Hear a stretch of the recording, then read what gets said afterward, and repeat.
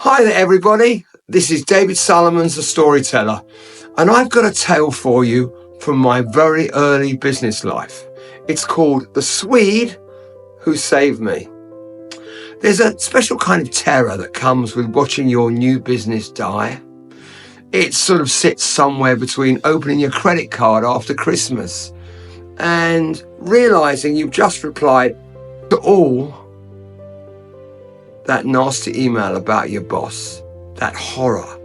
I'd left a secure partnership at a law firm to run a marketing company. I don't know why. I thought I could do it. I managed to crash the company in just 6 months. I had some help, but I did it. But that wasn't even rock bottom. That came next. Starting over, I partnered with a very experienced lawyer, promised a whole long list of clients. The kind of promise that keeps you awake at nights. When you discover it's as empty as a politician's manifesto. While he dined daily at fancy Italian restaurants, running up our overdraft, I sat in our office watching the phone not ring, feeling the weight of every bill we couldn't pay.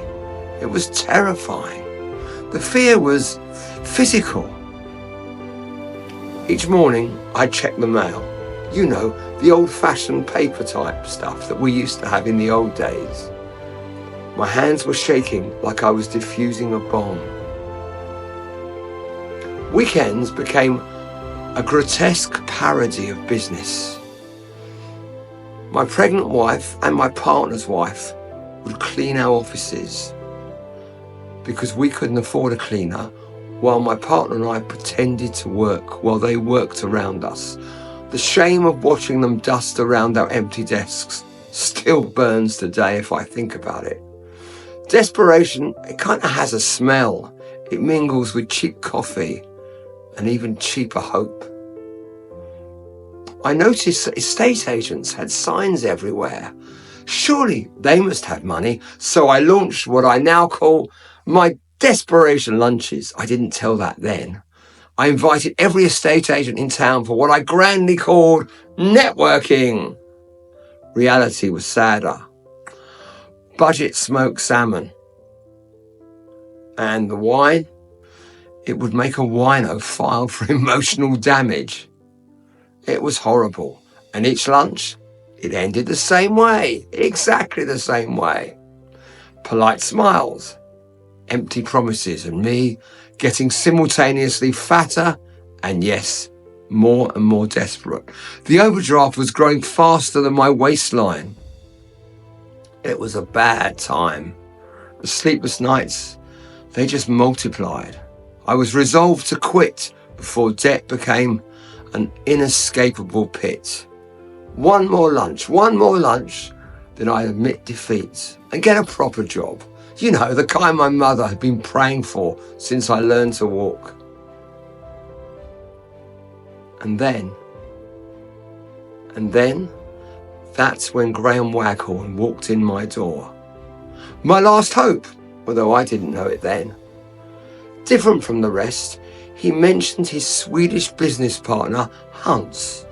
The next day, this giant of a man folded himself into a tiny chair across from my desk. He was like a giraffe trying to fit into a Mini Cooper. Hans talked big numbers.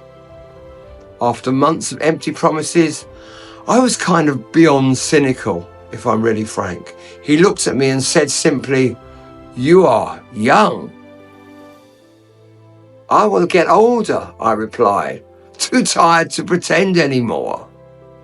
That moment of raw honesty changed everything.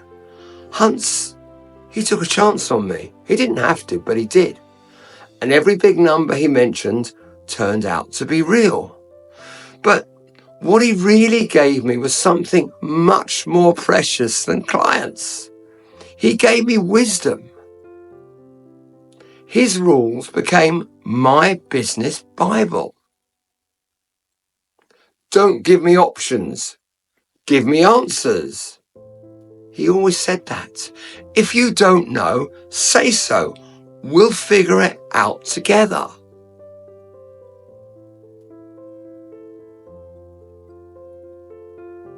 Don't just be a lawyer. Be a deal maker. I had aspirations of that. Treat my business like your business. Be contactable during deals. That was very important to Hans. Keep deadlines or extend them. Never ever break them. And most importantly, be my guy. Have my back. 4 years later, his influence still lives on. We still act for his son's business, and those lessons, they kind of shaped everything I do in business. From those dark days of cheap wine and, well, borrowed office cleaners, I learned that success, it's not just about knowledge. It really isn't. It's about trust, honesty, and having someone's back.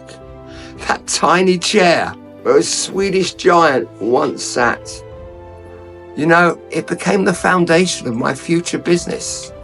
And sometimes, when young professionals and entrepreneurs ask me for advice, gosh, I tell them this story because rock bottom isn't the end. It really isn't. Sometimes it's where you find your real foundation.